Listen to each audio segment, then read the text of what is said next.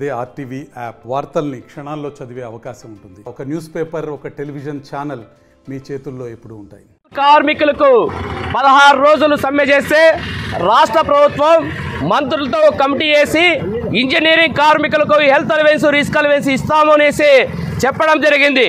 Sanitise వర్కర్లకు health allowance, risk allowance కలిపి కనీస వేతనం 26,000 రూపాయలు ఈ రాష్ట్రంలో అమలు చేస్తామనేసి చెప్పడం జరిగింది. అండర్ డ్రైనేజ్ కార్మికులకు హెల్త్ అలవెన్స్, రిస్క్ అలవెన్స్ కలిపి 24,500 రూపాయలు జీవో ఇస్తాము, మీరు సమ్మె విరమించండి అనేసి 2 రోజుల్లోనే జీవో సర్కులర్ ఇస్తామనేసి రాష్ట్ర ప్రభుత్వం హామీ ఇవ్వడం జరిగింది. రాష్ట్ర ప్రభుత్వం ఇంతవరకు కనీసం మంత్రుల కమిటీతో చర్చలు జరగలేదు.